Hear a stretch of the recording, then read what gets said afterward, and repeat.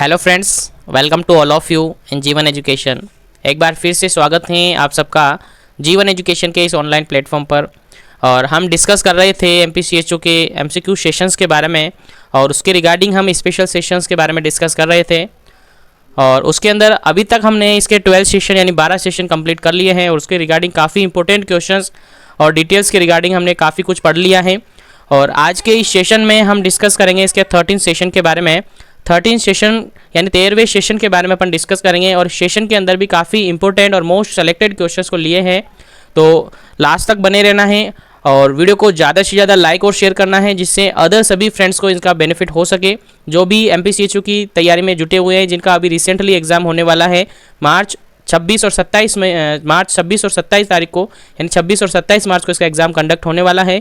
उसके रिगार्डिंग जो भी प्रिपरेशन कर रहे हैं या फिर अदर कम्पिटेटिव एग्जाम्स के रिगार्डिंग प्रिपरेशन कर रहे हैं, तो फटाफट से इसको लाइक और शेयर कर दीजिए, ज़्यादा से ज़्यादा लोगों तक पहुंचाइए ताकि ज़्यादा से ज़्यादा लोगों को इनका बेनिफिट हो सके। क्योंकि मेरा मोटिव यही है, मेरा एम यही है कि इन MCQs को, जो इंपॉर्टेंट क्वेश्चंस हैं जो कि एग्जाम में पूछे जाते हैं, वो सभी तक पहुँच सके ताकि सभी का सिलेक्शन हो सके।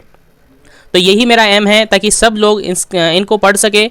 और स्टार्ट करते हैं आज के सेशन को। फटाफट से लाइक और शेयर कर दीजिए, और नए चैनल पर आ रहे हैं या चैनल को अभी तक सब्सक्राइब नहीं किया है तो वो भी कर लीजिएगा, जिससे ऐसे ही जो लेटेस्ट आपके पास जो क्लासेस हैं, लाइव क्लासेस हैं डेली की, आपकी 2 क्लासेस आप सबको पता होगी। 2 क्लासेस हम डेली लेते हैं, एक मॉर्निंग, एक आपको 12 o'clock मिलती हैं दिन में, और एक आपको शाम को मिलते हैं 8:30 पर। तो वो क्लासेस आप अटेंड कर सके, उसका नोटिफिकेशन आप तक पहुँच सके, तो अभी चैनल को सब्सक्राइब कर लीजिए और बेल आइकन को दबा लीजिएगा, जिससे उनका नोटिफिकेशन आप तक पहुँच जाए। तो चलिए स्टार्ट करते हैं आज के इस 13 सेशन को।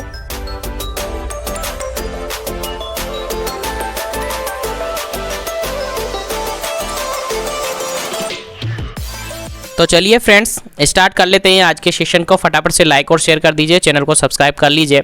और आज के 13 सेशन को अपन स्टार्ट कर रहे हैं, और आज का अपना फर्स्ट जो क्वेश्चन है वो आपके सामने है। आपको आंसर देना है, जैसा कि हर सेशन में आपसे कहता हूं, हर क्वेश्चंस के लिए आपको कुछ सेकंड का टाइमिंग मिलेगा। उसके बाद राइट आंसर आपको बताना है, और उसके बाद उसका बिल्कुल करेक्ट आंसर मैं आपको बताऊंगा क्या उसका करेक्ट आंसर है, और उसके रिगार्डिंग जो भी की पॉइंट हैं जो एग्जाम में पूछे जाते हैं वो मैं आपको बताऊंगा। तो चलिए स्टार्ट करते हैं, पढ़ते हैं पहला क्वेश्चन आपके सामने है।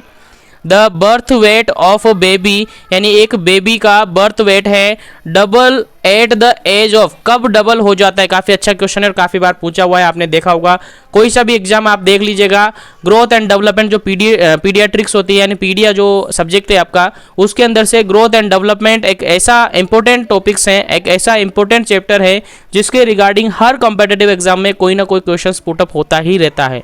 तो काफ़ी इंपॉर्टेंट है, और ये क्वेश्चन भी काफ़ी इंपॉर्टेंट है, काफ़ी सारे एग्जाम में पूछा हुआ है। बहुत अच्छा क्वेश्चन है कि बर्थ वेट, एक बेबी है जिसका बर्थ वेट है, वो कब डबल हो जाता है, कितनी एज उसकी होती है उस पर वो डबल होता है। आपसे ऑप्शन आपको दिए हैं, आंसर पूछा है।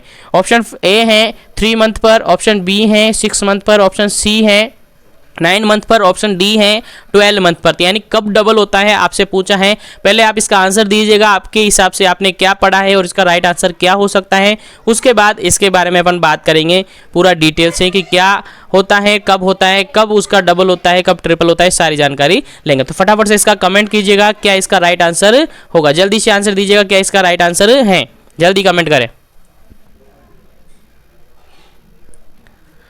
तो इसका बिल्कुल राइट आंसर है option number B is correct answer. Option number B is correct answer. 6 month पर बर्थ वेट कैसा हो जाता है, डबल हो जाता है। कब हो जाता है, 6 मंथ पर जो बर्थ वेट होता है वो डबल हो जाता है। अब बर्थ वेट कितना होता है ये भी क्वेश्चन एग्जाम में पूछा हुआ है, तो ये तो आपको याद रखना है। डबल कब होता है, 6 मंथ पर होता है। अब इसके रिगार्डिंग अपन बातें करते हैं, कुछ इंपोर्टेंट पॉइंट आपको बताते हैं क्या क्या इसके रिगार्डिंग क्वेश्चन आता है। इसमें कहा है बर्थ वेट का डबल हो जाता है, यानी बर्थ वेट, नॉर्मल बेबी का बर्थ वेट कितना होता है, यानी नॉर्मल कितना वेट होता है जब अपन बेबी को बिल्कुल नॉर्मल कंसीडर करते हैं। तो आपको याद रखना है 2.5 से लेकर 3.9 kg यदि है तो वो बेबी बिल्कुल नॉर्मल है। यानी नॉर्मल हेल्दी बेबी का जो वेट होना चाहिए वो कितना होना चाहिए, 8 टाइम यानी डिलीवरी टाइम पर, यानी बर्थ के टाइम पर उसका वेट होना चाहिए 2.5 to 3.9 kg।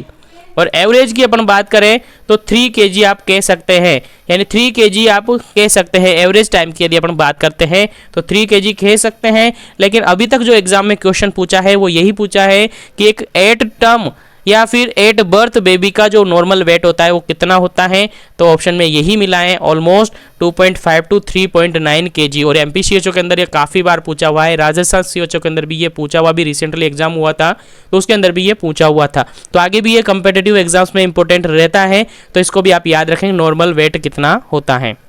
तो ये तो बात की अपन ने नॉर्मल वेट की। अब इसके रिगार्डिंग यदि बर्थ वेट है कम हो जाता है, यानी 2.5 से कम हो जाता है तो उसको कौन सा बेबी कहेंगे, और 3.9 से ज़्यादा हो जाता है तो उसका कौन सा बेबी कहेंगे, वो भी आपको याद रखना है। ठीक है, तो इसके रिगार्डिंग एक दो पॉइंट और आप याद रखें। इसके रिगार्डिंग हमने पढ़ा होगा LBW, पढ़ा होगा, सबने पढ़ा है LBW।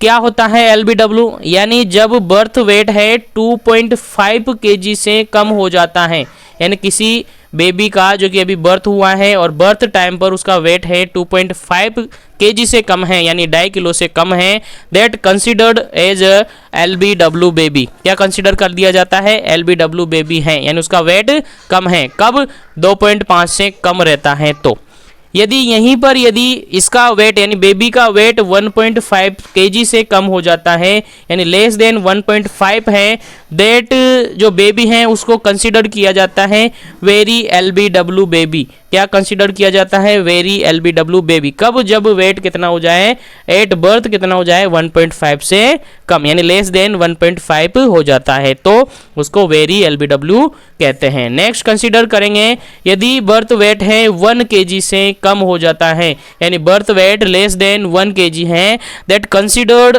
As extreme LBW। क्या कहेंगे, एक्सट्रीम LBW कहेंगे, यानी 1 kg से भी कम हो जाता है तो उसको क्या कहते हैं, एक्सट्रीम LBW कहते हैं। तो ये 3 पॉइंट हैं, ये भी आपको याद रखना है, और इसके रिगार्डिंग भी एग्जाम में क्वेश्चन पूछा गया है कि LBW कब कंसिडर करेंगे, तो 2.5 से कम हो जाता है, यानी 2.5 kg से less than at birth baby का वेट है, that consider as LBW baby. तो याद रखिए, तीनों पॉइंट भी आपको याद रखना है। अब एक क्वेश्चन और यहाँ पर पूछा जाता है कि जो फर्स्ट वीक है, यानी बेबी का बर्थ हुआ, यानी बर्थ हुआ बेबी का, और बर्थ होने के बाद जो उसका वेट है, यानी बेबी का जितना वेट है, लाइक अपन बात करते हैं 3 kg उसका वेट है, नॉर्मल वेट की अपन बात करते हैं तो 3 kg उसका वेट है। तो ऐसा है, ऐसा फिनोमेना आपको याद रखना है, एक लाइन याद रखनी है कि फर्स्ट वीक ऑफ लाइफ, यानी बर्थ होते ही बेबी का बर्थ हुआ, बर्थ होते ही फर्स्ट वीक जो होता है, फर्स्ट वीक होता है, उसके अंदर उस बेबी का 10% वेट है जो कि लॉस हो जाता है। कितना हो जाता है, 10% वेट है जो कि लॉस हो जाता है, और ये वेट वापस रीगेन होता है, यानी वापस से ये होता है, रिकवर होता है, यानी रीगेन होता है। वो कब होता है, नेक्स्ट 1 to 2 वीक के अंदर, यानी कि कह सकते हैं अपन कि बेबी जब 1 वीक में होता है, यानी फर्स्ट वीक जब लाइफ उसकी होती है, फर्स्ट वीक ऑफ लाइफ जब होती है, तो 10% वेट है वो लॉस हो जाता है। उसका 10% जितना वेट उसके अंदर एट बर्थ था, उसका अप्रोक्स 10% वेट है जो कि लॉस हो जाता है। और within first and second week, यानी कि 1 वीक के बाद, नेक्स्ट जो 1 वीक और 2 वीक है, नेक्स्ट वीक की बात कर रहे हैं, फर्स्ट वीक में तो उसका लॉस हुआ, और नेक्स्ट आने वाले फर्स्ट और सेकेंड जो वीक होता है, यानी 1 या 2 वीक के अंदर वो वापस से रीगेन कर लिया जाता है। और उसमें भी यदि प्रायोरिटी अपन बात करें तो कब वापस गेन हो जाता है, 1 वीक के बाद ऑटोमेटिकली वापस रीगेन हो जाता है। तो ये क्वेश्चंस भी पूछा हुआ है एग्जाम में, और ये भी आपको याद रखना है। उसके रिगार्डिंग, उसके अलावा आगे अपन बात करें तो कुछ क्वेश्चंस और याद आपको रखने हैं। क्वेश्चंस क्या याद रखना है कि 5 to 6 मंथ पर जो बेबी का वेट है वो कैसा हो जाता है, डबल हो जाता है। और यही अभी अपन ने बात की, क्वेश्चन यही था आपके पास कि टर्म की क्या क्वेश्चन था कि बर्थ वेट डबल कब होता है, तो अपन ने कहा 6 मंथ पर डबल होता है। तो यहाँ पर देखिए क्या लाइन मैंने लिखी है, इस लाइन से आप समझ गए होंगे, यानी 5 to 6 मंथ का बेबी है तो उसका वेट कैसा हो जाता है, डबल हो जाता है। अब ऑप्शन में 5 है तो 5 राइट रहेगा, 6 है तो 6 राइट रहेगा, लेकिन अभी तक जो ऑप्शन मिलते हैं वो 6 मंथ पे ही मिलते हैं। तो बिल्कुल 6 मंथ बिल्कुल राइट आंसर था यहाँ पर। तो 6 मंथ पर अपन कह सकते हैं बेबी का जो बर्थ वेट है वो डबल हो जाता है। वहीं पर अपन बात करें तो 1 ईयर की बात करें, यानी 1 साल में बेबी का जो वेट होता है वो ट्रिपल हो जाता है। कितना हो जाता है, ट्रिपल हो जाता है। 2 ईयर की यदि अपन बात करें, 2 ईयर के अंदर कितना होता है, तो 2 ईयर के अंदर ये हो जाता है 4 टाइम हो जाता है।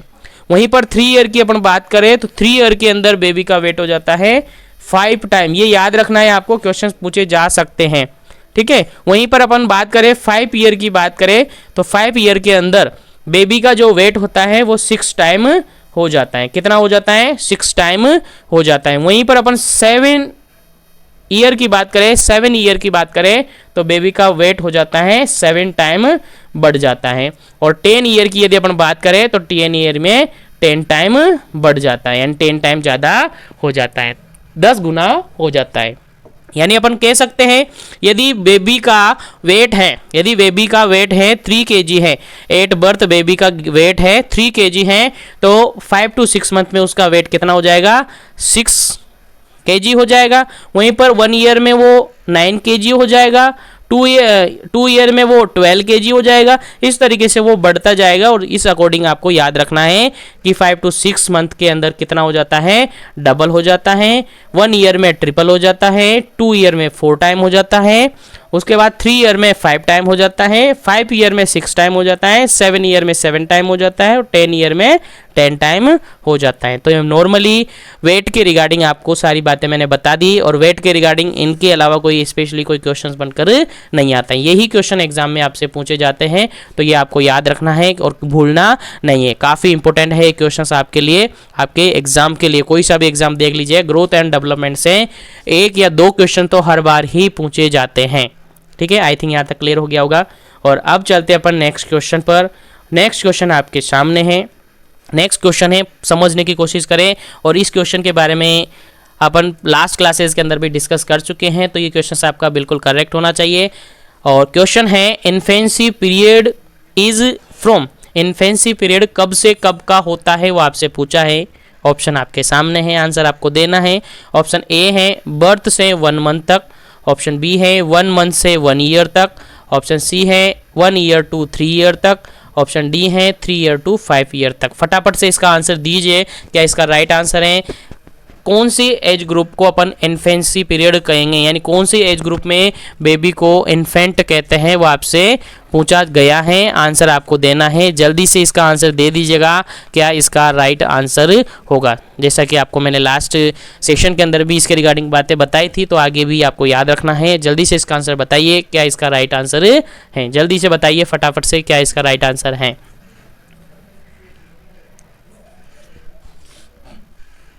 तो जो इसका बिल्कुल राइट आंसर है, इसका जो बिल्कुल राइट आंसर है वो है ऑप्शन नंबर बी, बिल्कुल राइट आंसर है।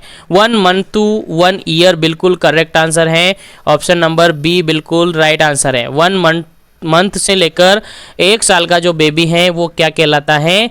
इन्फेंट कहलाता है। क्या कहलाता है? इन्फेंट कहलाता है। यहीं पर उन सभी पॉइंट को मैं क्लियर करवाता हूँ एक बार फिर से।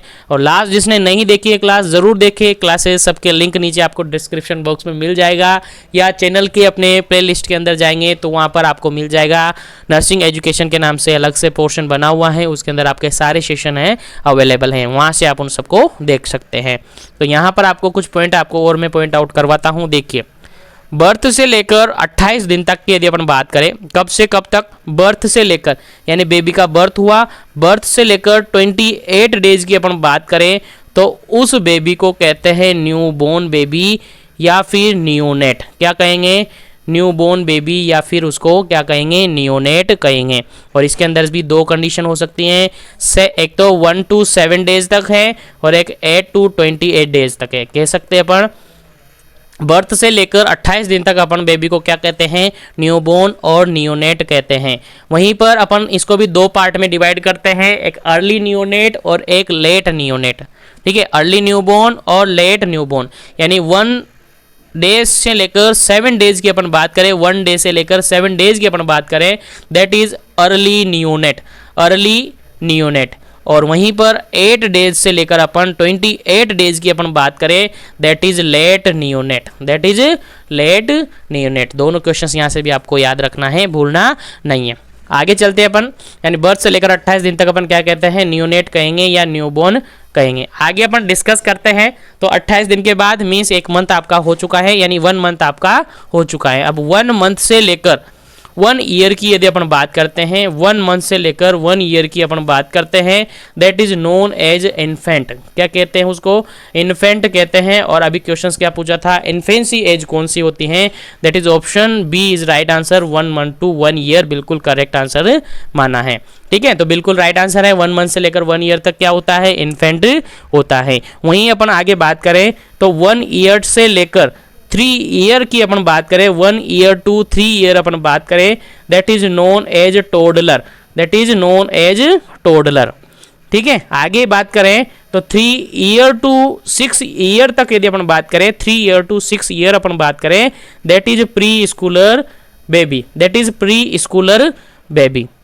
ठीक है, वहीं पर अपन बात करें 6 ईयर टू 12 ईयर की यदि अपन बात करें, 6 ईयर टू 12 ईयर की बात करें, that is school age, that is school age. याद रखें, क्वेश्चंस पूछे जा सकते हैं एज ग्रुप के अकॉर्डिंग, तो याद रखें। और लास्ट अपन बात करें 13 ईयर टू 18 ईयर की यदि अपन बात करें, दैट इज एडोलसेंट्स। क्या कहेंगे इसको? दैट इज एडोलसेंट्स कहेंगे।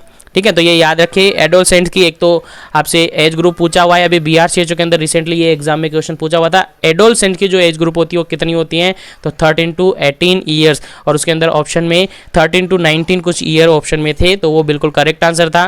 टोडलर एग्जाम में पूछा हुआ है, इन्फेंट एग्जाम में पूछा हुआ है, और न्यूबोर्न और नियोनेट एग्जाम में पूछा हुआ है। और न्यूबोर्न और नियोनेट के रिगार्डिंग अर्ली और लेट नियोनेट आपसे एग्जाम में पूछा हुआ है, तो याद रखिए, काफ़ी इंपॉर्टेंट ये क्वेश्चन है।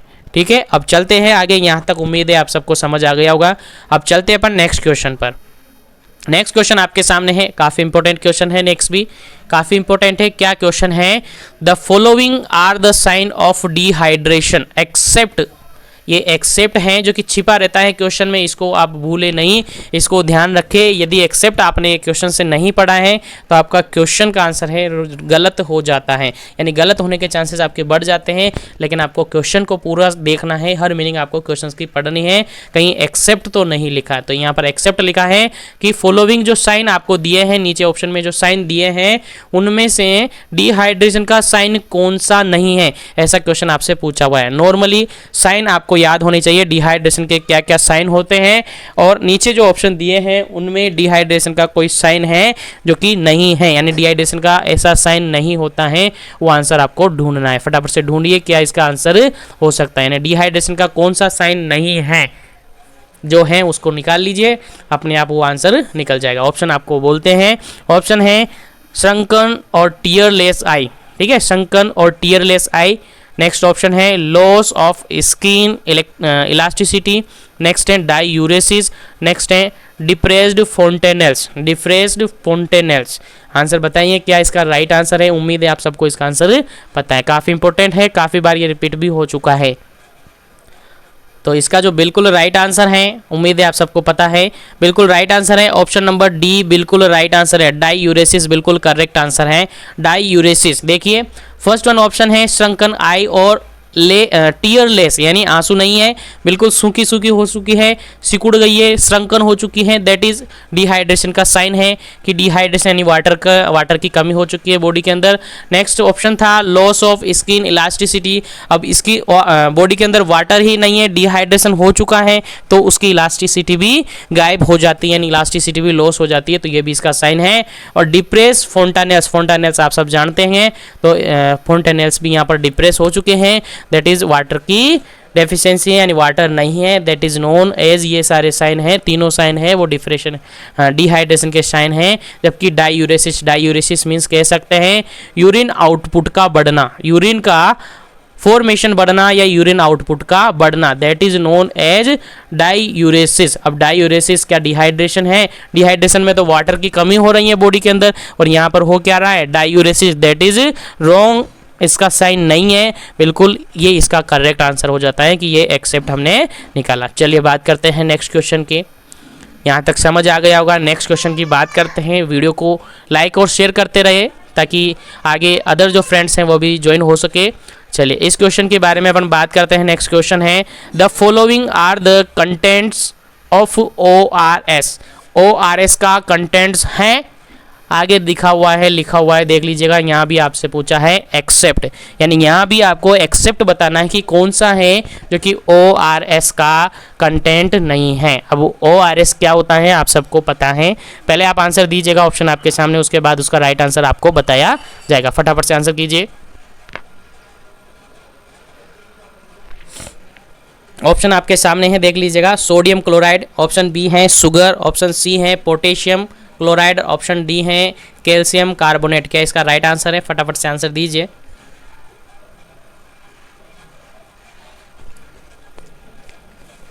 वीडियो को लाइक और शेयर करते रहे, और चैनल पर नए आ रहे हैं अभी तक चैनल को सब्सक्राइब नहीं किया है तो वो भी कर लीजिएगा, ताकि ऐसे ही लेटेस्ट अपडेट आप तक पहुंचते रहे, लाइव क्लासेस का नोटिफिकेशन आप तक पहुंचते रहे और आप उनको ज्वाइन कर सके, देख सके।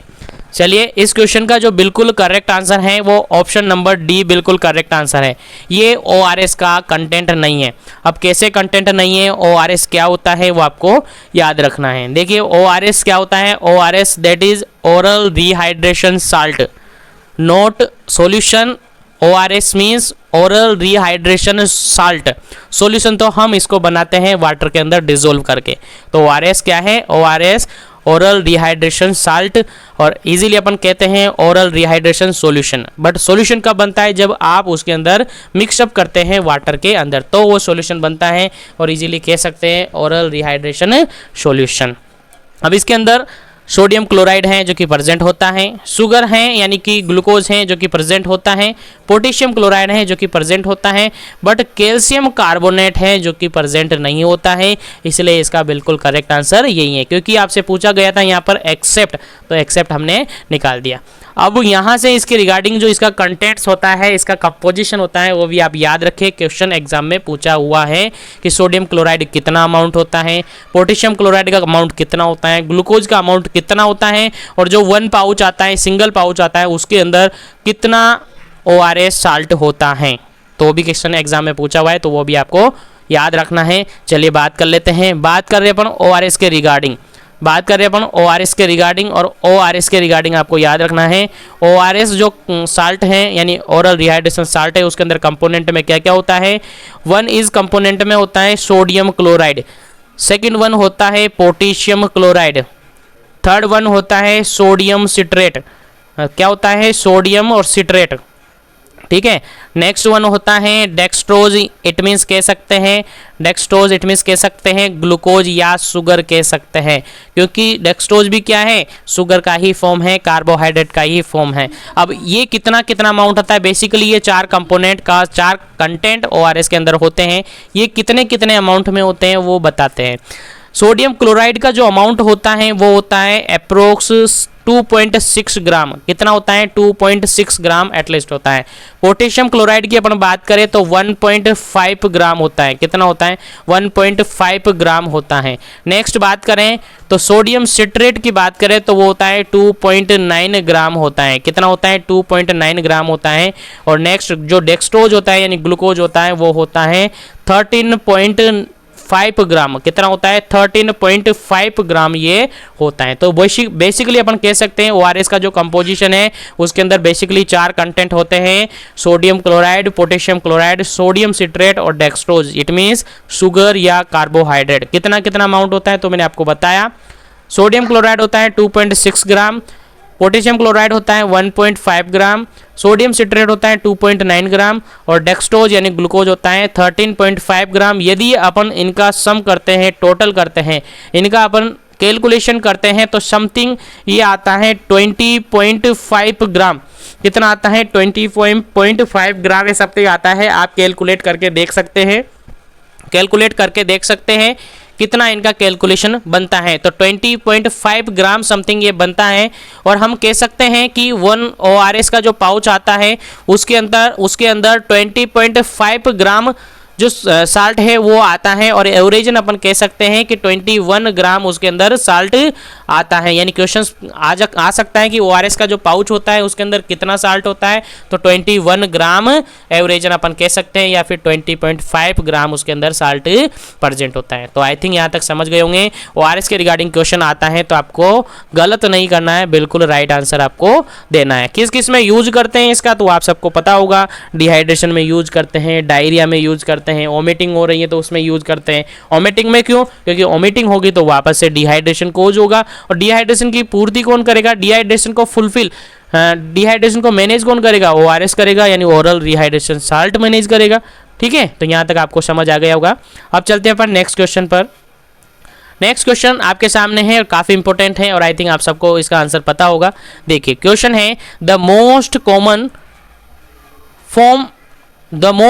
Form of malnutrition are following except. फिर से एक्सेप्ट आ गया। देखिए एक्सेप्ट आपको याद रखना है, एक्सेप्ट यदि क्वेश्चन में दिया है इट मीन्स उसमें से जो इसका आंसर नहीं है वो निकालना है। यानी क्वेश्चन पूछा है कि most common form of malnutrition are following, इनमें से कौन सा माल न्यूट्रिशन का मतलब फॉर्म नहीं है, मोस्ट कॉमन पूछा है। ठीक है, बाकी होंगे तो सारे ही, बट मोस्ट कॉमन पूछा है तो कौन सा नहीं है वो आपसे पूछा है। ठीक है, यानी जो है उनको आप निकाल दीजिएगा, बाकी बचेगा वो इसका राइट आंसर हो जाएगा। तो जल्दी से आंसर दीजिएगा, ऑप्शन आपके सामने है। मैं ऑप्शन इसके रिपीट करता हूं, आंसर आपको देना है। फर्स्ट वन ऑप्शन है beriberi, second one option है PEM protein energy malnutrition, then next option है मेरास्मस, देन ऑप्शन है क्वाशियोरकर। क्या इसका राइट आंसर है? आंसर आपको देना है। आई थिंक सबको इसका आंसर पता है, फटाफट से कमेंट कर दीजिए, उसके बाद इसका राइट आंसर आपको बताया जाएगा। और वीडियो को ज़्यादा से ज़्यादा लाइक और शेयर करें। चैनल पर नए आए हो, फर्स्ट टाइम विजिट कर रहे हो, चैनल को सब्सक्राइब नहीं किया है तो वो कर लीजिएगा, ताकि आगे भी आपको अपडेट मिलता रहे। तो इसका बिल्कुल राइट आंसर हो जाता है ऑप्शन नंबर ए, बिल्कुल करेक्ट आंसर होगा बेरी बेरी, जो कि एक माल न्यूट्रिशन के अंदर नहीं आता है। देखो माल न्यूट्रिशन के अंदर आपने PEM पढ़ा है, PEM पढ़ा है या PCM पढ़ा है, PCM। PEM means protein energy malnutrition, PCM means protein calorie malnutrition. इनके अंदर दो कंडीशन आपने पढ़ी है, फर्स्ट वन पढ़ी है मेरास्मस, सेकंड वन पढ़ी है क्वाशियोरकर। यानी ये तो इसके अंदर इन्वॉल्व है, यानी माल न्यूट्रिशन में आता ही है, ये दोनों इसके अंदर आते हैं, तो दोनों बिल्कुल तीनों बिल्कुल राइट है। तो तीनों माल न्यूट्रिशन के अंदर आते हैं, और मोस्ट कॉमन फॉर्म है तो बेरी बेरी है, जो कि इसके अंदर नहीं आता है, क्योंकि बेरी बेरी एक तरीके से माल न्यूट्रिशन, मोस्ट कॉमन माल न्यूट्रिशन नहीं है।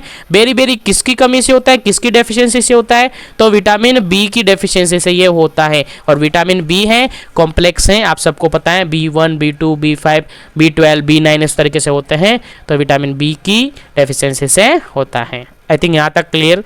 आगे चले नेक्स्ट क्वेश्चन पर। वीडियो को लाइक और शेयर करते रहिए फ्रेंड। नेक्स्ट क्वेश्चन पर अपन पहुंचे हैं, और नेक्स्ट क्वेश्चन आपके सामने है।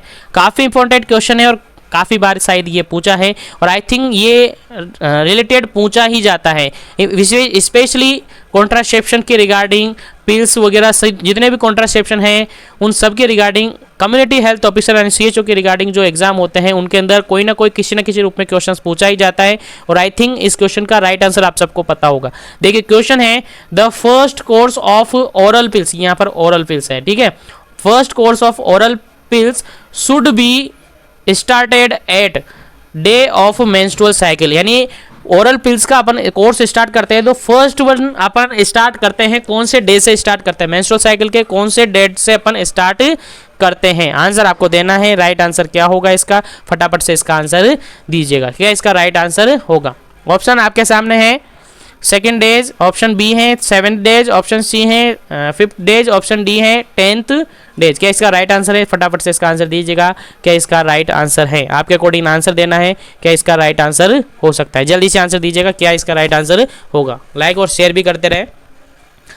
तो इसका जो बिल्कुल राइट आंसर है वो अपन कह सकते हैं, इसका जो बिल्कुल राइट आंसर है, हालांकि जिस एग्जाम में ये पूछा था उसके अंदर इसका आंसर है ऑप्शन नंबर सी माना था, बट इसका आंसर ऑप्शन नंबर ए राइट आंसर होगा। ठीक है, ऑप्शन नंबर ए राइट आंसर होगा, क्योंकि अपन जो ओरल पिल्स होती है उसका कोर्स स्टार्ट करते हैं तो उसके अंदर जो मेंस्ट्रुअल साइकिल होती है वो फर्स्ट पिल्स जो देते हैं अपन वो विदिन 24 आवर के अंदर दे देते हैं।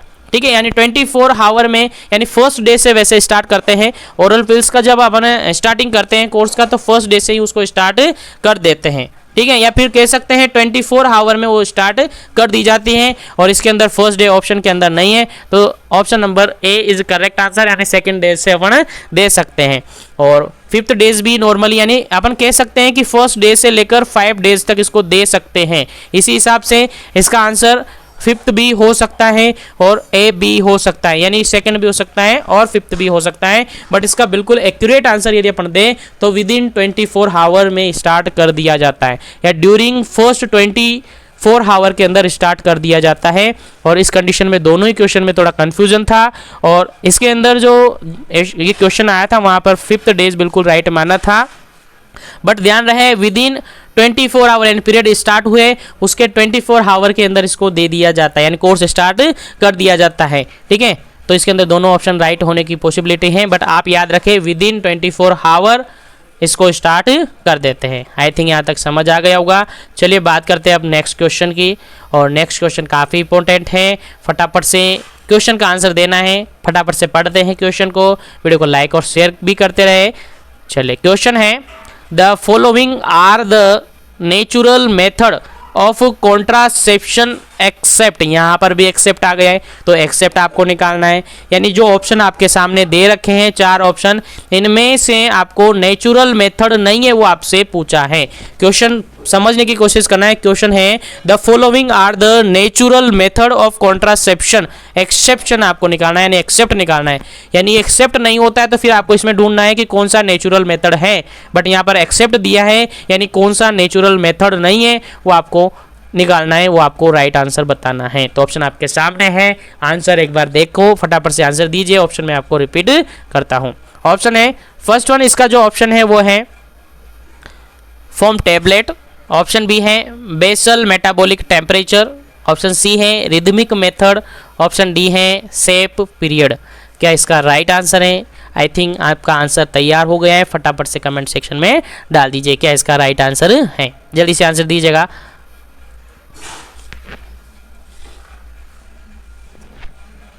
जी, इसका बिल्कुल राइट आंसर है, बिल्कुल इसका जो राइट आंसर है वो है ऑप्शन नंबर ए, बिल्कुल राइट आंसर है। क्योंकि इसमें लिखा हुआ है फ्रॉम टेबलेट, और टेबलेट क्या देते हैं, क्या ये नेचुरल मेथड है, इसको तो आपको लेना पड़ता है, यानी ये क्या है आर्टिफिशियल मेथड है। और काफ़ी सारे मेथड्स आपने पढ़े हैं, ठीक है, एक नेचुरल होता है, एक आर्टिफिशियल मेथड होता है, ठीक है। तो ये आर्टिफिशियल मेथड है, फील्ड्स वगैरह होती हैं, अलग अलग बैरियर मेथड्स वगैरह होते हैं, ये सारे हो सकते हैं। नेचुरल मेथड कौन कौन से हैं? तीनों जो नेचुरल मेथड है, एक तो सेप पीरियड है, दूसरा रिदमिक मेथड है, और तीसरा बेसल मेटाबॉलिक टेम्परेचर है। तो याद रखें तीनों ही नेचुरल मेथड है, ठीक है। और यहाँ पर एक ब्रेस्ट फीडिंग भी हो सकता है, ब्रेस्ट फीडिंग भी नेचुरल मेथड है, बट ये जो ए ऑप्शन है ये नेचुरल मेथड नहीं है, इसलिए इसका बिल्कुल करेक्ट आंसर ए हो जाता है, फ्रॉम टैबलेट बिल्कुल राइट आंसर है, ठीक है। चलिए अब आगे बात करते हैं नेक्स्ट क्वेश्चन की। फटाफट से वीडियो को लाइक और शेयर कर दीजिए, सभी लोगों को लाइक और शेयर करते रहना है, और फ्रेंड्स ज़्यादा से ज़्यादा लोगों तक पहुंचाइए ताकि ज़्यादा से ज़्यादा लोगों को इनका बेनिफिट हो सके, क्योंकि ये क्वेश्चंस काफ़ी इंपॉर्टेंट है आपके एग्जाम के लिए। चलिए क्वेश्चन है आपके सामने, खालिस्तान आपके लिए छोड़ा है, इस खालिस्तान की जगह आपको आंसर आपका पुटअप करना है। क्वेश्चन पढ़ता हूँ, यहाँ पर खालिस्तान है, यहाँ पर इनमें से कौन सा नीचे ऑप्शन दिए कौन सा सही रहेगा। Is the permanent method of sterilization, यानी स्टीलाइजेशन का परमानेंट मेथड कौन सा है? ऑप्शन आपके सामने, आंसर आपको देना है। कौन सा परमानेंट मेथड है स्टीलाइजेशन का?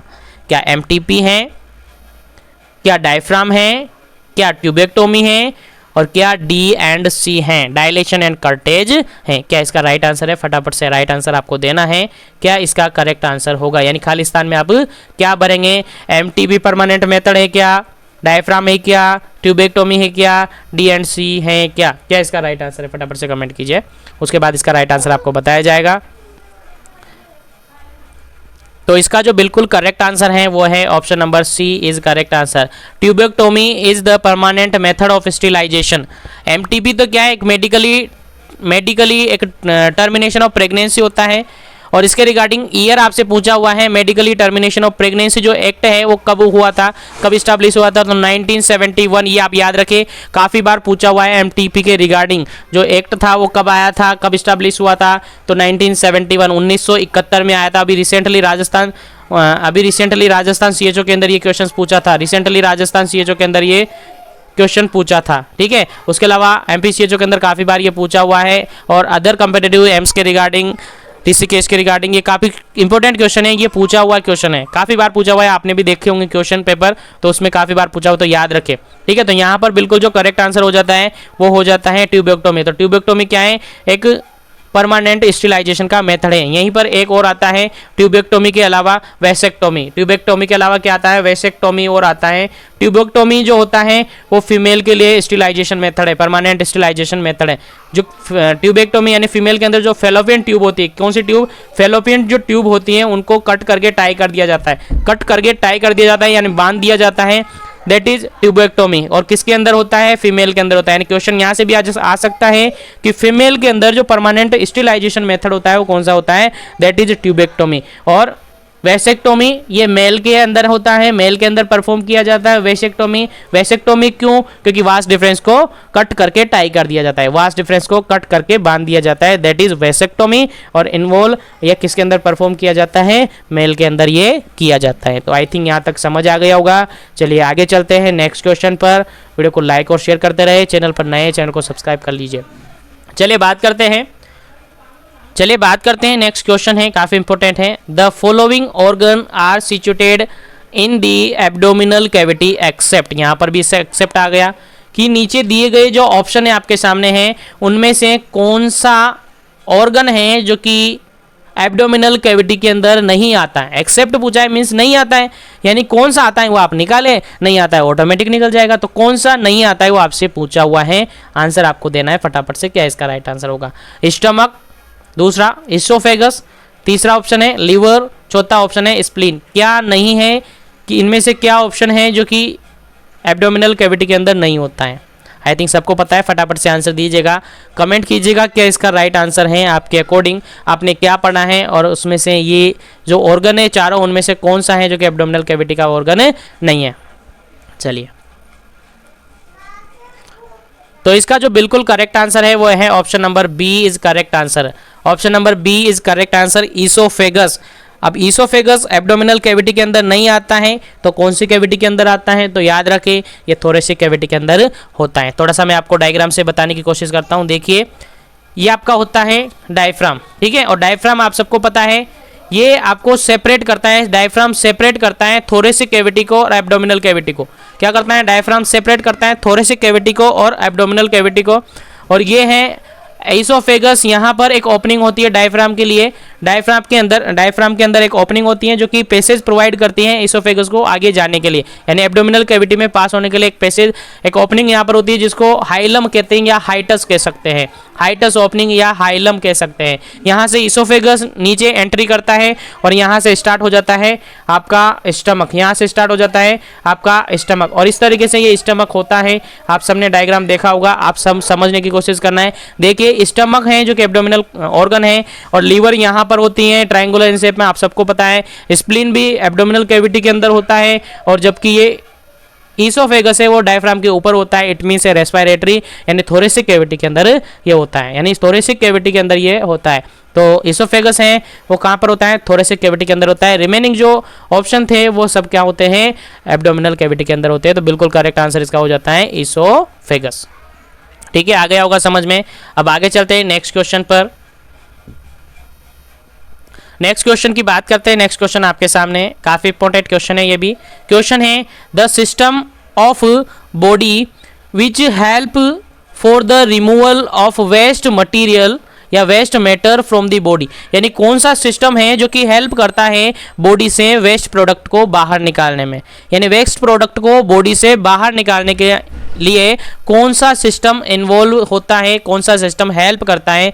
ऑप्शन आपके सामने है, आंसर देना है। क्या डाइजेस्टिव सिस्टम है, ऑप्शन बी है क्या एंडोक्राइन सिस्टम है, ऑप्शन सी है क्या रेस्पिरेटरी सिस्टम है, और ऑप्शन डी है क्या एक्सक्रिएटरी सिस्टम है। तो फटाफट से राइट आंसर आपको बताना है क्या इसका राइट आंसर है। वेस्ट प्रोडक्ट को कौन सा सिस्टम है जो कि बॉडी से बाहर निकालता है, तो बिल्कुल राइट आंसर इसका आपको देना है फटाफट से। आई थिंक सबको इसका आंसर पता है, तो जल्दी से इसका आंसर दीजिएगा क्या इसका राइट आंसर है।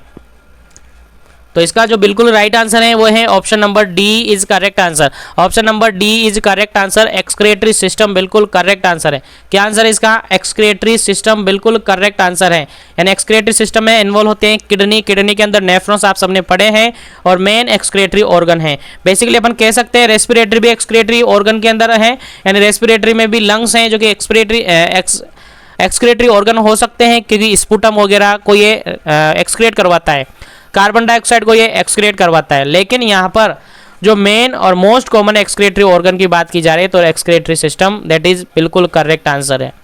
ठीक है, तो ये बिल्कुल करेक्ट आंसर है। अब आगे अपन बात करते हैं, यहाँ तक उम्मीद है आप सबको समझ आ गया होगा। आगे अपन बात करते हैं नेक्स्ट क्वेश्चन की। नेक्स्ट क्वेश्चन है आपके सामने, देखिए नेक्स्ट क्वेश्चन है total number of bone in human body. Human body के अंदर टोटल नंबर ऑफ बोन कितनी होती है? ऑप्शन आपके सामने है, आंसर आपको देना है। 306 होती है, या 206 होती है, या 106 होती है, या 406 होती है, यानी 206, 306, 106 या फिर 406। क्या इसका करेक्ट आंसर है? आंसर आपको देना है और उम्मीद है आप सबको इसका आंसर पता होगा और किसी का गलत हो ही नहीं सकता ये आंसर। ठीक है, तो जल्दी से आंसर दीजिएगा, क्या इसका राइट आंसर है? जी बिल्कुल राइट आंसर है, option number B is correct answer. Option number B is correct answer. 206 यानी 206 हड्डीज होती है, 206 बोन होती हैं एक ह्यूमन के अंदर। ठीक है, तो सबको पता है। इसके अंदर स्मॉलेस्ट और लार्जेस्ट, स्मॉलेस्ट बोन कौन सी होती हैं? स्टेपीज होती हैं। कहाँ पर होती हैं स्टेपीज? कहाँ पर होती हैं? ईयर के अंदर होती है, ईयर ओसिकल्स के अंदर होती है। लार्जेस्ट कौन सी होती है? लॉन्गेस्ट कौन सी होती है? तो फीमर होती है, आप सबको पता है, लेग के अंदर ये पाई जाती हैं। ठीक है, तो smallest stapes that is ear ossicles, और लार्जेस्ट दैट इज फीमर जो कि कहाँ पर पाई जाती है? लेग के अंदर पाई जाती है। याद रखिए इन क्वेश्चंस को। आगे चलते हैं, नेक्स्ट क्वेश्चन के बारे में अपन बात करते हैं। यहाँ पर एक कॉलर बोन भी आपसे पूछी जा सकती है, that is clavicle is collar bone. Clavicle जो बोन है that is clavicle bone. Next question की अपन बात करते हैं। नेक्स्ट क्वेश्चन आपके सामने है, eruption of teeth start at the age of month. Eruption means जानते हो आप, दांतों का क्या होना, उगना या गिरना, दांतों का निकलना। यानी कि अभी बर्थ हुआ है बेबी का, अब कितने मंथ पर बेबी के अंदर दांत हैं यानी टीथ है वो इरप्ट होने लगते हैं, यानी उगना स्टार्ट होने लगते हैं। दैट इज कौन सी एज में होता है? मंथ में आपको बताना है। ऑप्शन आपके सामने है 4 मंथ, ऑप्शन बी है 6 मंथ, ऑप्शन सी है 8 मंथ, ऑप्शन डी है 10 मंथ। किस मंथ में बेबी के जो टीथ हैं वो इरप्ट होना स्टार्ट हो जाते हैं? तो आंसर आपको देना है फटाफट से, क्या इसका राइट आंसर होगा? चलिए, तो इसका बिल्कुल जो राइट आंसर है वो है ऑप्शन नंबर बी, बिल्कुल करेक्ट आंसर है। ऑप्शन नंबर बी बिल्कुल करेक्ट आंसर है। 6 मंथ के अंदर बेबी के अंदर टीथ हैं वो स्टार्ट हो जाते हैं इरप्ट होना, यानी इरप्शन कब स्टार्ट हो जाता है? 6 मंथ पर स्टार्ट हो जाता है। तो बी ऑप्शन बिल्कुल करेक्ट आंसर है और याद रखे, भूलना नहीं है, काफ़ी इंपॉर्टेंट क्वेश्चन है ये। चलिए बात करते हैं अपन नेक्स्ट क्वेश्चन की। नेक्स्ट क्वेश्चन की अपन बात करते हैं। नेक्स्ट क्वेश्चन आपके सामने काफ़ी इंपॉर्टेंट है। नेक्स्ट क्वेश्चन भी, क्वेश्चन है the nerve which carry message from the brain and spinal cord to muscle and gland, यानी ऐसी नर्व जो कि मैसेज को लेकर जाती हैं ब्रेन और स्पाइनल कोड से कहाँ तक? ग्लैंड या मसल तक। अब बताइए, सारा कुछ मैंने बता दिया आपको। ऐसी नर्व जो कि मैसेज को लेकर जाती हैं ब्रेन और स्पाइनल कोड से ग्लैंड या मसल्स तक। आंसर आपको देना है, ऑप्शन आपके सामने है, जल्दी से आंसर दीजिएगा। Option number A motor nerve, option number B sensory nerve, option number C mixed nerve, option number D autonomic nerve. क्या इसका करेक्ट आंसर है? आंसर आपको देना है। और आई थिंक मैंने डायग्राम अभी बताया था तो उसके अकॉर्डिंग आप सबको पता चल गया होगा। बिल्कुल करेक्ट जो आंसर है इसका option number A is correct answer, motor nerve. क्योंकि देखिए यहाँ पर मैंने कहा है ब्रेन टू कहाँ पर जा रहा है मैसेज? ऑर्गन तक, यानी ग्लैंड्स तक जा रहा है। तो ऑर्गन तक जा रहा है तो यहाँ से ऑर्गन तक मैसेज आएगा, दैट इज मोटर नर्व यहाँ पर होगी। क्योंकि सेंस ऑर्गन, लाइक यहाँ पर ऑर्गन की यदि अपन बात करें तो ऑर्गन से यदि मैसेज आ रहा है आपके सेंट्रल नर्वस सिस्टम पर यानी ब्रेन और स्पाइनल कोड पर, दैट इज सेंसरी ऑर्गन। ठीक है, सेंसरी नर्व और सेंसरी ऑर्गन से गया यानी सेंस ऑर्गन होगा। बट यहाँ पर जा रहा है आपके ब्रेन और स्पाइनल कोड यानी सीएनएस सेंट्रल नर्वस सिस्टम से जा रहा है आपके ऑर्गन तक, that is motor nerve, that is motor nerve. I think यहाँ तक आप सबको क्लियर हो गया होगा। अब आगे चलते हैं, नेक्स्ट क्वेश्चन की अपन बात करते हैं। नेक्स्ट क्वेश्चन आपके सामने है और काफ़ी इंपॉर्टेंट क्वेश्चन है, फटाफट से आंसर आपको देना है। काफ़ी इंपॉर्टेंट क्वेश्चन है तो उसके हिसाब से आपको आंसर देना है। वीडियो को लाइक और शेयर करते रहना है। चलिए, क्वेश्चन है आपके पास, speech centre is situated in. Speech आप बोलते हैं वो स्पीच सेंटर कहाँ पर होती है? आपके ब्रेन के अंदर कौन से लोब के अंदर होती है? ऑप्शन आपके सामने है parietal lobe, frontal lobe, occipital lobe और टेम्पोरल लोब। कौन से लोब के अंदर आपका स्पीच सेंटर होता है? आंसर आपको देना है, फटाफट से इसका आंसर दीजिएगा। कौन से सेंटर, मतलब कौन से लोब के अंदर ये सेंटर होता है स्पीच सेंटर? जल्दी से आप आंसर बताएंगे क्या इसका राइट आंसर है, फटाफट से इसका आंसर बता दीजिए। चलिए, इसका आंसर जो है बिल्कुल राइट आंसर है, ऑप्शन नंबर बी बिल्कुल करेक्ट आंसर है। ऑप्शन नंबर बी बिल्कुल करेक्ट आंसर है।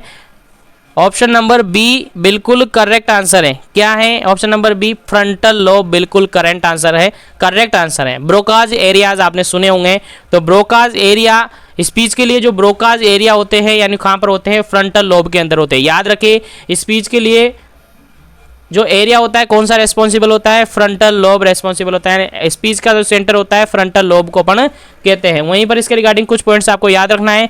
यदि आपसे पूछा जाए टच या फिर प्रेशर या फिर पेन या फिर टेस्ट, इन सब की यदि बात की जा रही है तो इनके रिगार्डिंग जो सेंटर होता है कहाँ पर होता है? तो होता है पैराइटल लोब के अंदर। कहाँ पर होता है? पैराइटल लोब के अंदर होता है। किस किस के लिए? टच के लिए, प्रेशर के लिए, उसके अलावा पेन के लिए, टेस्ट के लिए, इनके लिए कहाँ पर होता है? पैराइटल लोब के अंदर होता है। उसके बाद यदि पूछा जाए कि हेयरिंग के लिए कहाँ पर होता है, यानी हेयरिंग के लिए कौन सा लोब रेस्पॉन्सिबल होता है? That is temporal, that is temporal. वहीं पर आपसे क्वेश्चन पूछा जाए कि विजन के लिए, यानी आपको कोई भी चीज़, कोई भी ऑब्जेक्ट को विजन करने के लिए, उसको देखने के लिए कौन सा लोब आपके लिए रेस्पॉन्सिबल होता है? That is occipital lobe. तो दोनों तीनों याद रखना, आपको याद रखना है। स्पीच सेंटर कहाँ पर होता है? दैट इज फ्रंटल लोब के अंदर होता है। टच और टेस्ट के लिए या प्रेशर के लिए कौन सा रेस्पॉन्सिबल होता है? That is parietal lobe. Next बात करें तो हियरिंग के लिए कौन सा रेस्पॉन्सिबल होता है? That is temporal lobe. Vision के लिए कौन सा होता है? That is occipital lobe. उसके अलावा एक क्वेश्चन और पूछा जा सकता है, कोऑर्डिनेशन के लिए कौन सा रेस्पॉन्सिबल होता है? कोऑर्डिनेशन कह सकते हैं अपन बैलेंस के लिए। किसके लिए? बैलेंस के लिए। तो बैलेंस के लिए रेस्पॉन्सिबल होता है आपके लिए सेरिबेलम। क्या होता है? सेरिबेलम। याद रखें, डायरेक्ट क्वेश्चन पूछा हुआ है। बैलेंस के लिए कौन सा पार्ट होता है ब्रेन का? तो होता है सेरिबेलम, नोट सेरिब्रम, सेरिबेलम। ठीक है। वहीं पर एक क्वेश्चन आपसे पूछा जा सकता है, हंगर, थ्रस्ट, हंगर और थ्रस्ट यानी भूख और प्यास के लिए कौन सा रेस्पॉन्सिबल होता है? That is hypothalamus, that is hypothalamus. तो आप सबको यहाँ तक समझ आ गया होगा, हाइपोथैलेमस भूख और प्यास के लिए होता है। ठीक है, तो यहाँ तक आप सबको समझ आ गया होगा। अब आगे चलते हैं नेक्स्ट क्वेश्चन पर। नेक्स्ट क्वेश्चन आपके सामने है और ये क्वेश्चन भी काफ़ी इंपॉर्टेंट है और ये तो आता ही रहता है। जनरल कॉम्पिटिटिव एग्जाम्स में भी आता है और नर्सिंग कॉम्पिटिटिव एग्जाम्स में भी आता है। राजस्थान सीएचओ के अंदर ये पूछा हुआ है, एमपी सीएचओ के अंदर ये पूछा हुआ है और अदर कॉम्पिटिटिव एग्जाम्स के अंदर ये पूछा हुआ है। क्वेश्चन है, the largest gland in body के अंदर लार्जेस्ट ग्लैंड कौन सी होती है? ऑप्शन आपके सामने है, प्यूटिटरी ग्लैंड, ऑप्शन बी है एड्रिनल ग्लैंड, ऑप्शन सी है लीवर और ऑप्शन डी है गोल ब्लैडर।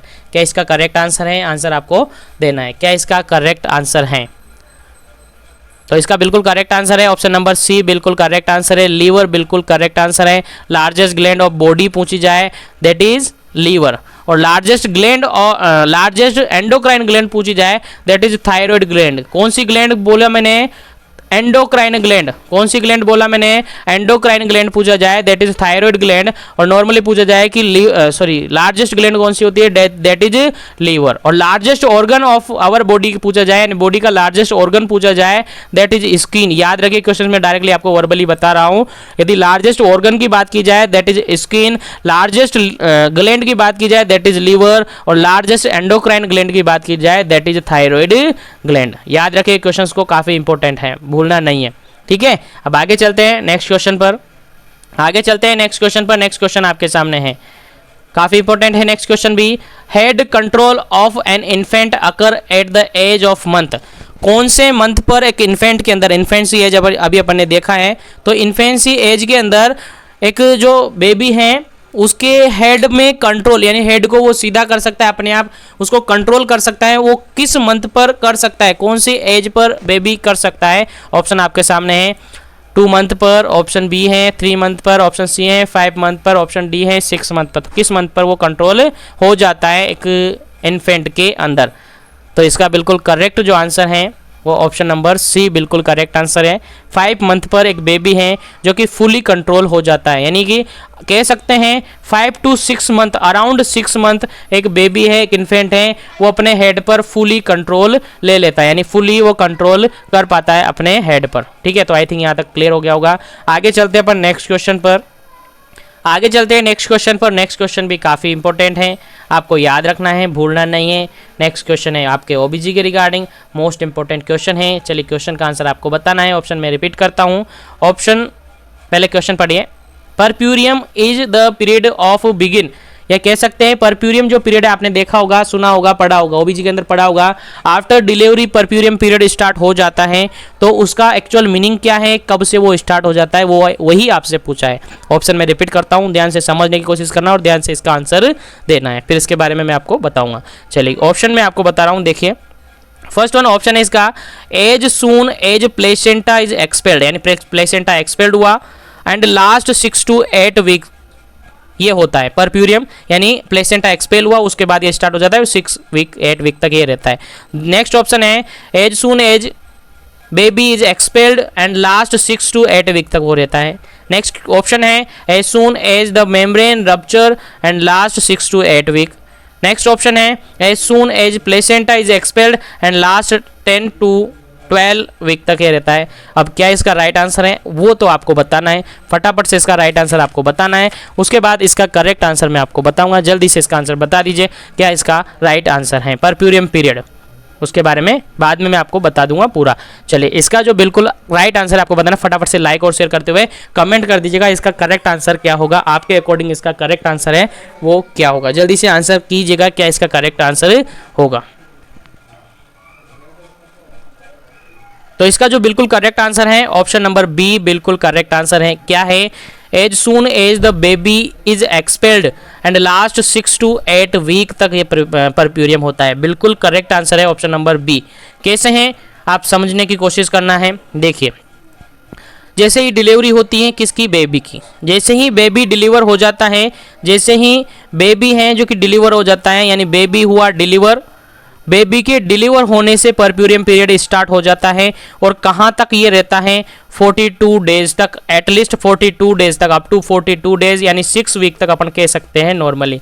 और ऑप्शन के अकॉर्डिंग 6 to 8 वीक दिया हुआ है तो आप वो आंसर सही मान लेंगे, लेकिन बेबी के एक्सपेल आउट होने के बाद ये स्टार्ट हो जाती है, यानी परप्यूरियम पीरियड स्टार्ट होती है आफ्टर द एक्सपल्सन या expelled out of the baby and up to 6 week या 42 डेज। ठीक है, तो याद रखें बर्थ से लेकर कब तक, 42 डेज यानी 6 वीक तक। यानी नॉर्मली अपन कह सकते हैं परप्यूरियम पीरियड क्या है, परप्यूरियम पीरियड ऐसा पीरियड है जो कि स्टार्ट हो जाता है after the expulsion of the baby, यानी बेबी के एक्सपेल आउट होने के बाद स्टार्ट हो जाता है और 42 डेज तक ये रहता है, यानी 6 वीक तक ये रहता है। ठीक है, तो याद रखें कब कब से, बर्थ से लेकर 6 वीक यानी 42 वीक्स तक, 42 डेज तक अपन कह सकते हैं। क्या होता है इस परप्यूरियम पीरियड के अंदर, तो वो आपको याद रखना है। परप्यूरियम पीरियड के अंदर होता है जो भी पेल्विक ऑर्गन है, जो भी पेल्विक ऑर्गन है वो चेंजेस हुआ, यानी प्रेग्नेंट स्टेट में जो चेंजेस हुआ, प्रेग्नेंट स्टेट में लेडी के अंदर पेल्विक ऑर्गन के अंदर जो भी चेंजेस हुआ उनका रिवर्ट बैक होता है। क्या होता है, रिवर्ट बैक होता है। रिवर्ट बैक मीन्स आप समझ गए होंगे जो ऑर्गनों में चेंजेस हुआ वो वापस से प्री प्रेग्नेंट स्टेट में कन्वर्ट होते हैं। कहाँ पर आते हैं, प्री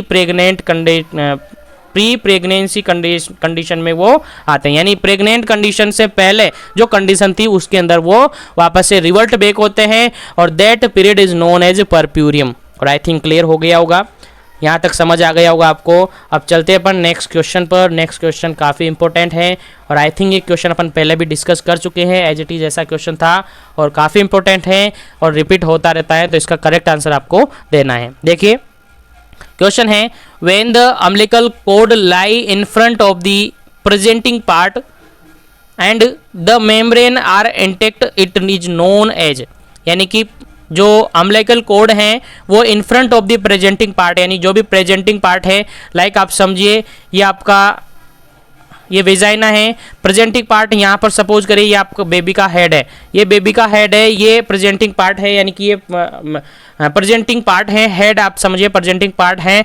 और यहाँ पर आपका ये अम्बिलिकल कॉर्ड है वो आ चुका है, लेकिन अभी जो इसके चारों तरफ ये मेम्ब्रेन है वो इंटेक्ट है, मेम्ब्रेन है वो इंटेक्ट है। दैट इज ये जो प्रेजेंटेशन आ रहा है तो उसको क्या कहेंगे? ऑप्शन आपके सामने है, क्या कंडीशन वो होगी?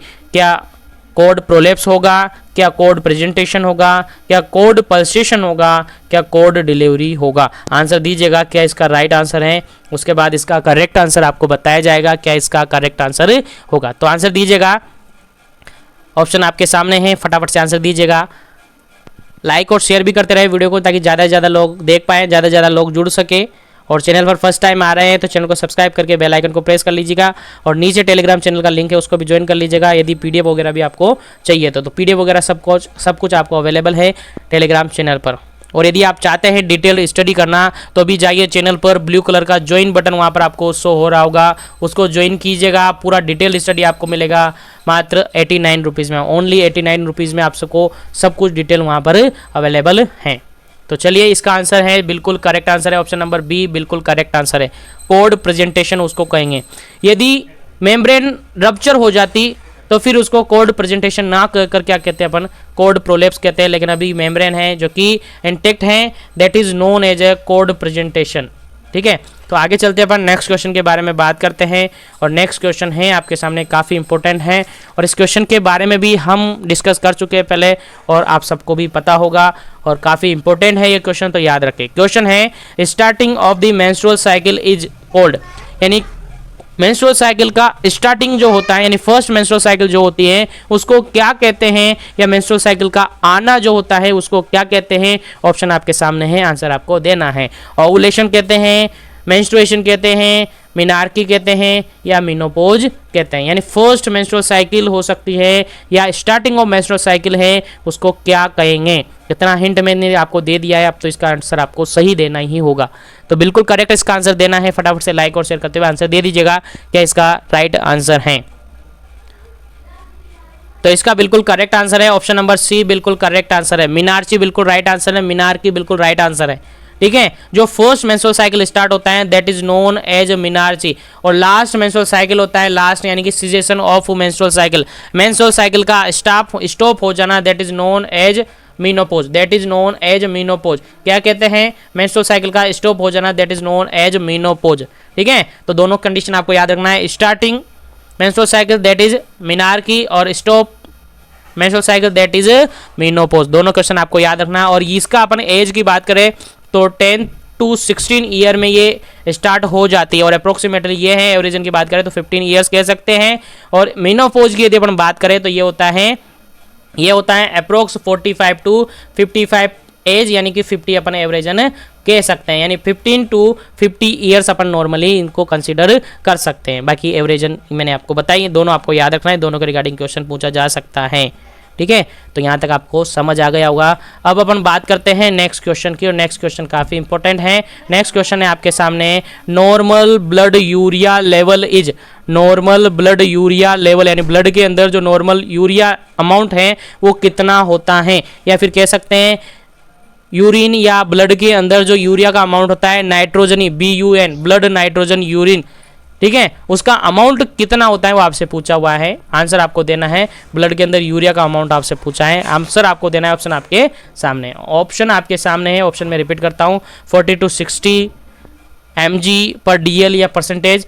ऑप्शन नंबर बी है 20 to 40 mg%, ऑप्शन सी है 10 to 20 mg%, ऑप्शन डी है 80 to 120 mg%। क्या इसका करेक्ट आंसर है? आंसर आपको देना है फटाफट से, क्या इसका करेक्ट आंसर है? तो जल्दी से आंसर इसका देना है, फटाफट से लाइक और शेयर करते हुए आंसर दीजिए फटाफट से।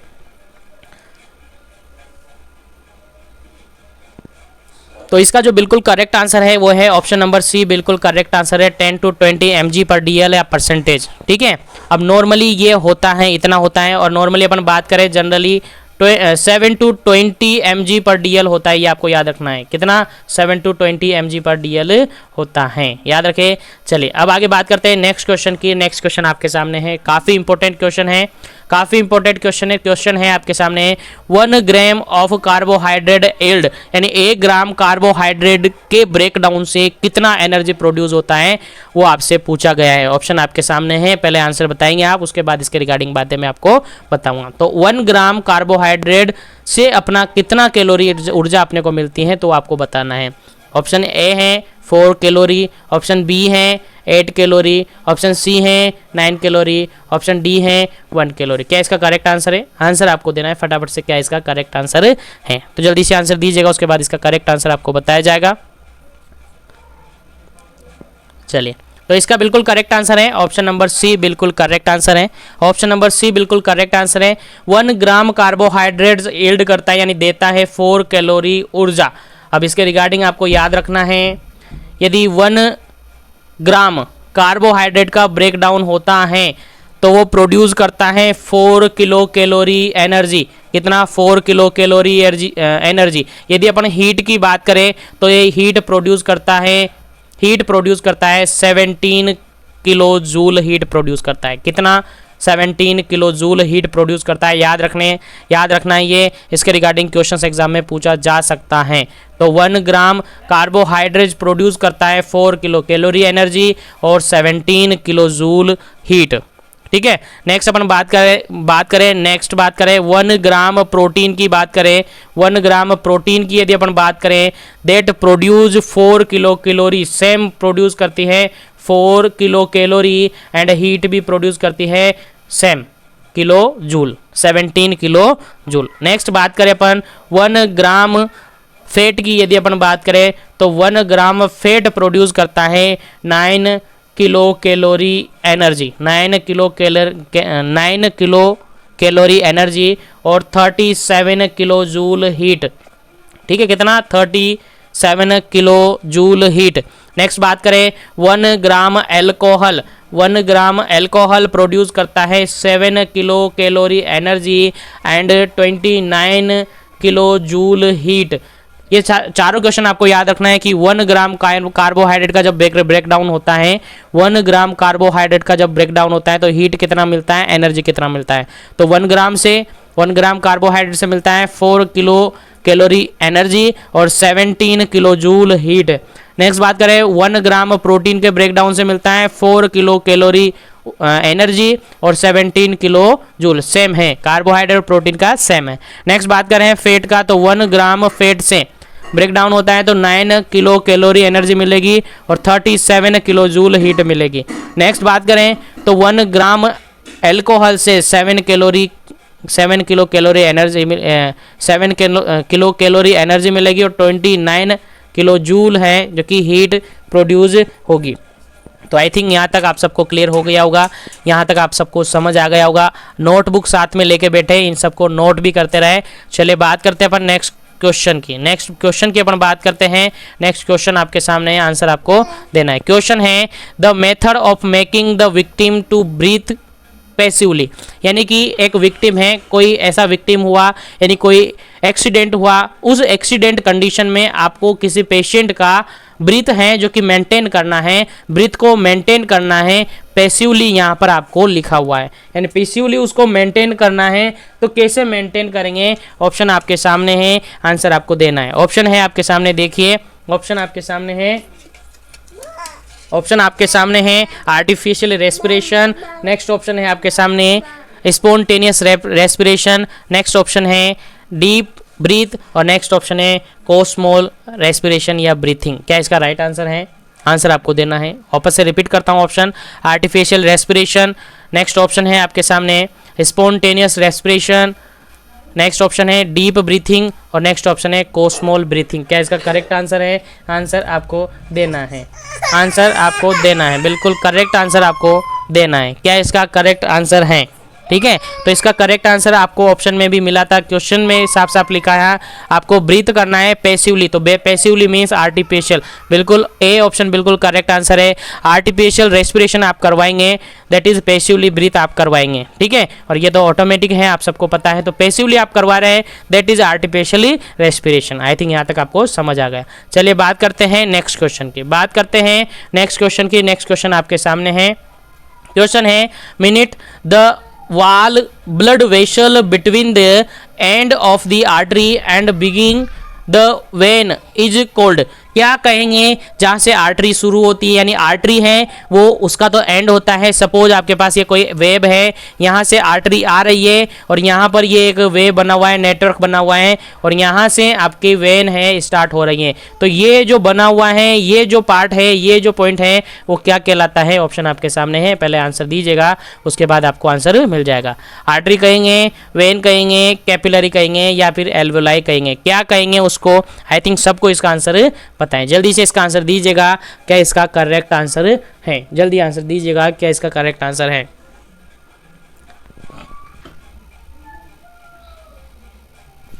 चलिए, इसका बिल्कुल करेक्ट आंसर है ऑप्शन नंबर सी, बिल्कुल करेक्ट आंसर है। यानी आर्टरी आ रही हैं और वहीं से वेन स्टार्ट हो रही है, यानी यहाँ पर क्या होगा? कैपिलरीज होगा, यानी कैपिलरीज का नेटवर्क होगा जहां पर ऑक्सीजन और कार्बन डाइऑक्साइड का क्या हो रहा है? एक्सचेंज हो रहा है। ठीक है ना? तो आप समझ गए क्या है ये? कैपिलरी बिल्कुल करेक्ट आंसर है। नेक्स्ट क्वेश्चन की अपन बात करते हैं। नेक्स्ट क्वेश्चन की अपन बात करें, क्वेश्चन आपके सामने है, आंसर आपको देना है। A waste gas produce by the body and exhaled through the lungs, यानी ऐसी गैस जो कि आपके बॉडी के अंदर प्रोड्यूस हुई, वेस्ट प्रोडक्ट है, वेस्ट गैस है जो आपकी बॉडी के अंदर प्रोड्यूस हुई और उसको एक्सहेल्ड किया जाता है बाय द लंग्स। कौन सी वो गैस है?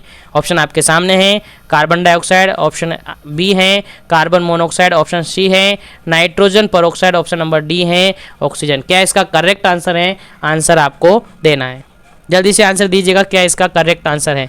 Carbon dioxide, carbon monoxide, nitrogen peroxide और ऑक्सीजन, बिल्कुल करेक्ट आंसर आपको देना है। फटाफट से आंसर दीजिएगा, और आई थिंक सबको इसका आंसर पता है। तो इसका बिल्कुल जो करेक्ट आंसर है वो हो जाता है ऑप्शन नंबर ए, बिल्कुल करेक्ट आंसर है। CO2 it means carbon dioxide. क्या हो जाता है? कार्बन डाइऑक्साइड, इसका बिल्कुल करेक्ट आंसर है। और ये अपना आज का लास्ट क्वेश्चन था, और उम्मीद है सारे क्वेश्चंस आपको समझ आ गए होंगे, सारे क्वेश्चंस आपने किए होंगे। आप सब जो भी क्वेश्चन करते हैं उनका अपना अपना स्कोर है, कमेंट सेक्शन में ज़रूर कमेंट करें, ताकि मुझे भी पता चले कौन कौन इन क्वेश्चंस को सोल्व कर रहे हैं, कौन कौन अपना स्कोर जानना चाहते हैं। तो उम्मीद है यहाँ तक आप सबको समझ आ गया होगा। अब नेक्स्ट सेशन अपन स्टार्ट करेंगे नेक्स्ट डे, यानी नेक्स्ट क्लास के अंदर डिस्कस करेंगे नेक्स्ट क्वेश्चन को। उम्मीद है ये सारे क्वेश्चन आपको समझ आ गए होंगे, और आज के लिए इतना ही। इस सेशन को यहीं पर फिनिश करते हैं। तो वीडियो को ज़्यादा से ज़्यादा लाइक करें, शेयर करें। नए चैनल पर आ रहे हो, नए चैनल पर विजिट किया है, फर्स्ट टाइम विजिट किया है, या अभी तक चैनल को सब्सक्राइब नहीं किया है, तो चैनल को सब्सक्राइब करके बेल आइकन को प्रेस कर लीजिएगा, ताकि जिससे भी आगे भी आपको नोटिफिकेशन मिल जाए लाइव क्लासेस का और नेक्स्ट अपडेट का, जिससे आप उनको देख पाएँ। तो wish you all the best, thank you very much. और साथ ही टेलीग्राम चैनल का लिंक है, वो भी ज्वाइन कर लीजिएगा, जिससे वहाँ पर आपको इन सब का PDF है, नोट्स PDF आपको वहाँ से अवेलेबल हो सके। तो thank you very much for joining, have a nice day, thank you very much.